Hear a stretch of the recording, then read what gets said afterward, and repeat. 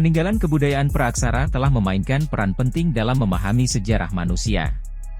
Gerabah dan tembikar adalah dua contoh yang masih ada hingga sekarang. Gerabah dan tembikar adalah wadah yang digunakan oleh manusia praaksara untuk menyimpan makanan, minuman, dan barang lainnya. Mereka dibuat dengan tangan dan memiliki berbagai bentuk dan ukuran. Gerabah digunakan untuk menyimpan makanan dan minuman, sementara tembikar digunakan untuk keperluan sehari-hari seperti memasak dan menyimpan air. Proses pembuatan gerabah dan tembikar melibatkan pemodelan tanah liat, pengeringan, dan pembakaran di dalam tungku.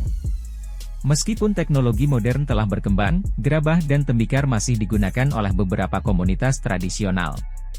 Peninggalan ini memberikan wawasan tentang kehidupan manusia praaksara, teknologi, dan budaya mereka. Membuat gerabah dan tembikar adalah seni yang memerlukan keterampilan dan ketelatenan. Upaya pelestarian diperlukan untuk memastikan bahwa peninggalan ini tetap ada untuk generasi mendatang. Penemuan gerabah dan tembikar sering terjadi selama penggalian arkeologi di situs-situs kuno. Beberapa gerabah dan tembikar digunakan dalam upacara keagamaan dan ritual. Bentuk dan gaya gerabah dan tembikar bervariasi di seluruh dunia berdasarkan budaya dan lingkungan. Beberapa seniman menggunakan tembikar sebagai medium untuk karya seni. Gerabah dan tembikar juga memiliki makna simbolis dalam budaya tertentu. Beberapa desainer dan pengrajin modern menggabungkan elemen gerabah dan tembikar dalam karya mereka.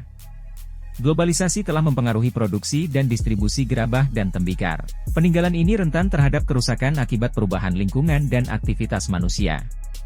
Meskipun kita hidup di era teknologi, gerabah dan tembikar masih memiliki tempat dalam kehidupan sehari-hari. Gerabah dan tembikar adalah bukti nyata dari ketekunan dan kreativitas manusia praaksara. Mari kita hargai dan lestarikan peninggalan ini agar cerita manusia praaksara tetap hidup dalam sejarah kita.